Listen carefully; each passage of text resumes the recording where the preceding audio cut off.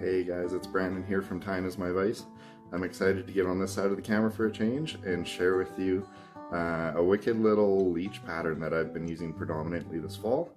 This one is called the Thin Mint. So it's got some olive, some brown, some black. It's basically a souped up woolly bugger pattern.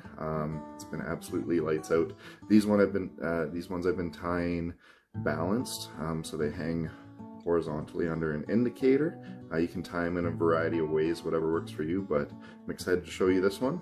For the hook, I'm using Togen's 60-degree jig hooks. This is a size 10. Nice durable hook, pretty robust. I'm using their jig off beads, which is like a tungsten offset bead, so that just helps with positioning it horizontally. It's carrying the weight out the front of the hook a little bit, out the eye. For the body, I'm using 3 different straggle legs. So black, brown, and olive. This stuff's from Semperfli. It's beautiful stuff to work with, very buggy, lots of movement. For the rib section, add some durability to it. Some Semper wire. This is 0.2 millimeter in black. Gives it durability. It's going to last a lot of fish for you.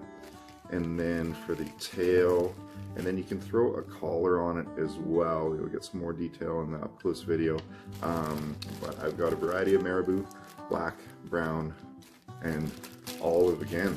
And so I whip this all up and use nothing but the finest tools from Dr. Slick. I love these razor scissors. It's absolutely lights out, sharpest scissor I've ever used. Super durable, multifunctional as well, and a lot of their other tools. So just want to say a huge thank you for all my supporters out there, all the sponsors that I have. Really appreciate you guys, and hope you learned something from this cool Leech video. Thanks for watching. Hey guys, thank you so much for joining me. I'm excited to share with you this awesome little leech pattern. This is called the Thin Mint Leech. I tie this one balanced. It's been an absolute staple in my fly boxes this fall. I like to use Togen's 60-degree jig hooks. This one's a size 10. And then to that, one of their tungsten jig off beads. This is a 3.3 millimeter.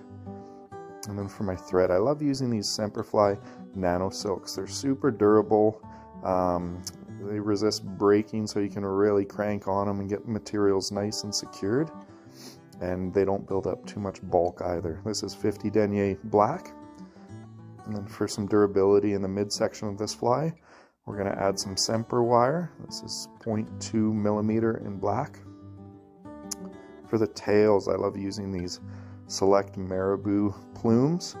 A little pinch of olive, a little pinch of brown, and then some black as well.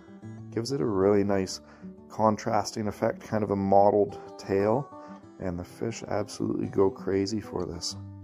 So I get that tied in just till it starts to curve in the hook, and then I'll give a wrap underneath. What that wrap underneath the marabou plumes does is it lifts them off the hook shank, and so you get way less of those fibers wrapping around the bend of the hook. And just clean that up near the bead, and then I'll go back with my thread and make sure that everything's secured and nice and durable.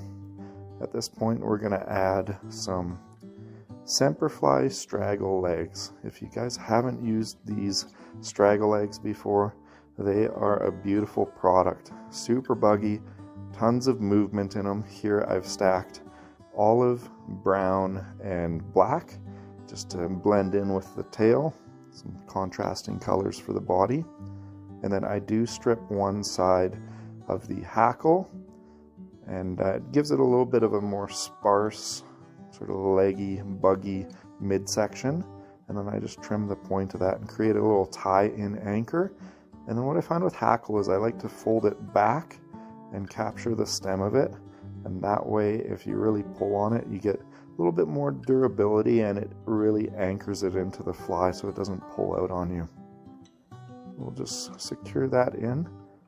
And then while I'm messing around with all of these materials, I do throw in a whip finish to make sure that I don't knock my bobbin off and have some unwrapping thread wraps there. That looks pretty good.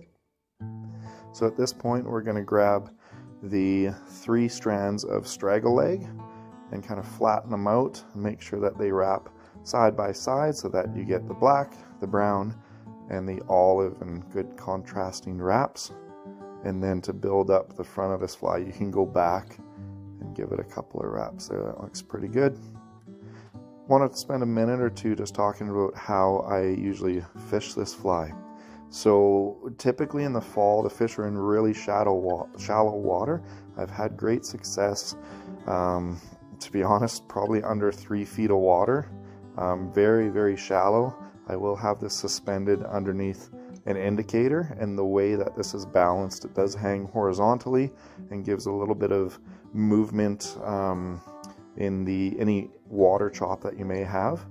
You can also tie this one with just a regular bead and fish it as you would any other leech pattern just by stripping it in. Or you can tie it, I do a few different varieties, with either a root beer colored or brown glass bead, or just thread wraps for the head as well if you really want to let your fly lines specifically carry this down to the desired depth.